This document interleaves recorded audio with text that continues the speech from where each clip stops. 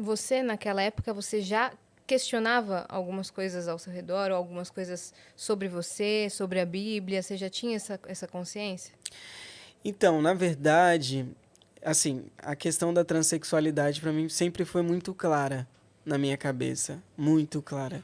É porque tem uma grande diferença de identidade de gênero e de expressão de gênero, né? Qual Então, que é? a diferença da identidade de gênero é como você se identifica. Qual o seu gênero que você se identifica, independente do que o seu sexo biológico manda. Então, desde o início eu sempre me identifiquei como transexual, mas eu nunca pensei que seria possível eu expressar aquilo. Porque colocar um pano na cabeça para cantar em casa já era tipo uma coisa, né, privada. Então, para mim expressar aquilo eu achava, meu, nunca vai ser possível aquilo. Mas a transexualidade sempre foi muito clara na minha cabeça. Você via que você era uma mulher. Sim, Você se sim. sentia uma mulher. Sim, sim, desde o início. E você acha que isso era... você diz que nem em casa dava para fazer. Isso era uma questão...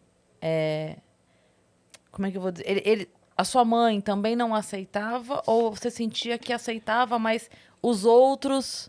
Entende o que eu quero dizer? Tipo assim, Aham. era uma coisa dela mesma? Ou por ela tava tudo bem, mas segura a onda porque vão dizer, vão falar? É que tudo volta para a questão religiosa, sabe?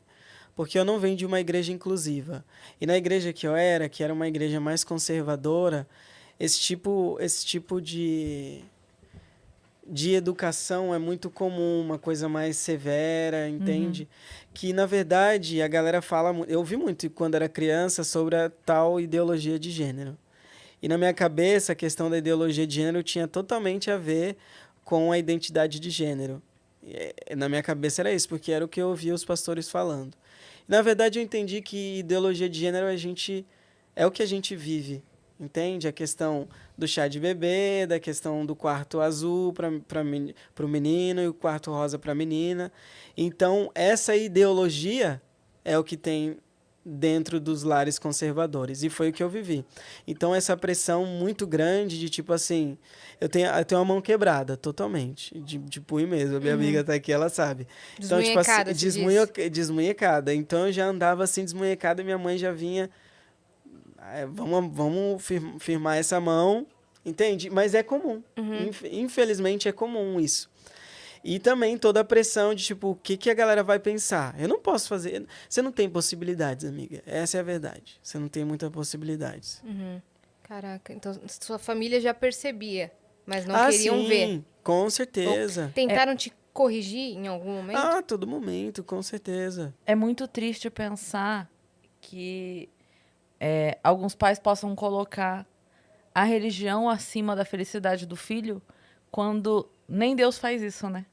Exato. É muito doido isso. Eu lembro que quando eu sou católica de criação e quando eu me separei, tinha um amigo meu que era ministro da Eucaristia na igreja.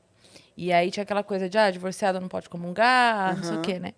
E aí eu tava num debate com ele, um debate saudável, não era uma briga. Porque a gente fala, parece que já todo debate hoje é discussão. Não, era uma conversa, né?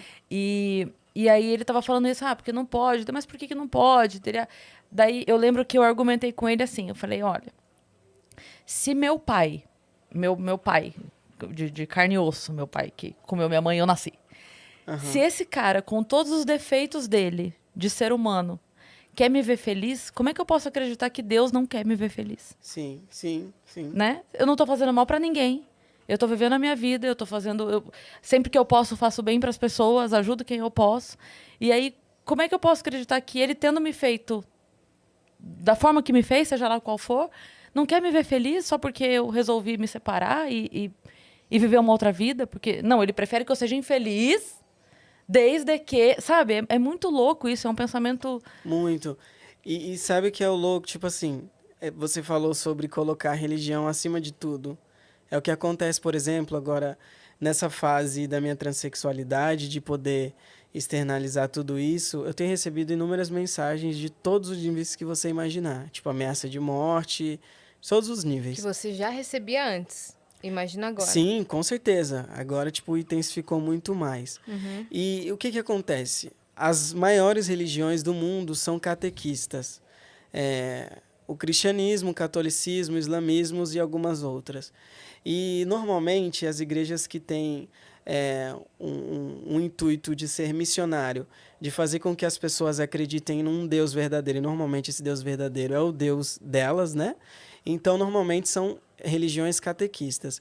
E, tipo assim, quando você lê a Bíblia, pelo menos na minha visão, você vê que Cristo não era catequista.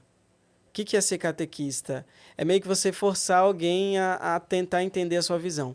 Cristo nunca teve isso. A mensagem dele era o que ganhava as pessoas. A mensagem dele acabou. Ele não fazia a questão de adular ninguém, de forçar ninguém a nada, porque a mensagem dele não precisava disso. Então, eu não entendo, por exemplo, como a Igreja Católica, quando a gente vê na história, entre a cruz e a espada, onde a Igreja Católica matou inúmeros povos indígenas, entendeu? Em nome de Deus. E a gente vê tantas coisas que a religião, infelizmente, faz com essa visão catequista, sendo que a mensagem de Cristo nunca foi assim. Sim. Entende? Outro dia eu vi um post do Padre Fábio de Mello, que eu achei tão incrível. Ele tem postado pequenos vídeos, assim, com algumas mensagens. Ele postou uma falando assim que quando questionarem a sua fé pela maneira como você resolveu viver a sua vida, lembre-se dos amigos de Jesus, com as pessoas com as quais ele andava. Que ele deu a chave da igreja para alguém que não era o maior exemplo. Ele andou com prostitutas. Né? Então ele falou assim, pare para pensar se a sua forma de viver não se aproxima bastante dos amigos que Jesus resolveu estar por perto. Então, assim, quando tentarem te distanciar da tua fé pela maneira como você vive a tua vida, pensa se, na verdade, a tua fé não te aproxima muito daquelas pessoas que Jesus escolheu para ter perto dele, né? Sim. E exatamente isso. E eu acho que essa visão e essa mentalidade somente a liberdade pode dar. Porque tem muita gente que está numa igreja conservadora e está bem. E ótimo, a gente não tem que se meter nisso. Sim, e aquela vivência dela é isso. Exatamente, mas eu acho que a liberdade, ela tem que dar o direito de cada pessoa se sentir bem.